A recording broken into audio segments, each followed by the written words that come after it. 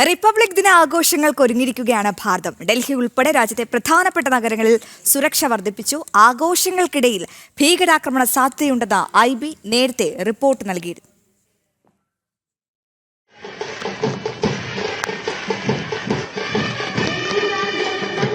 हाथ लगाकर हमला करने में पूरी तरह से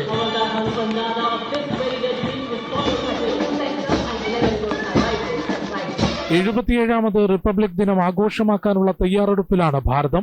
രാജ്യതലസ്ഥാനത്ത് കർത്തവ്യപഥിൽ സൈനിക ശക്തിയും സാംസ്കാരിക പാരമ്പര്യവും പ്രകടമാക്കുന്ന പരേഡിനുള്ള എല്ലാ ഒരുക്കങ്ങളും പൂർത്തിയായി. പരേഡിന്റെ അവസാനവട്ട റിഹേഴ്സൽ ഇന്നലെ നടന്നിരുന്നു.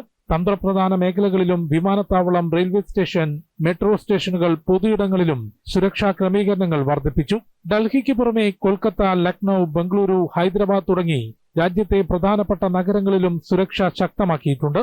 അതിർത്തി മേഖലകളിലും ജമ്മു കാശ്മീരിലും പ്രത്യേക പരിശോധന തുടരുകയാണ്.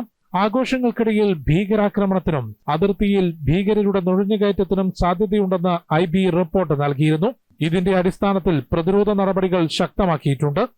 ജനം, ഡൽഹി.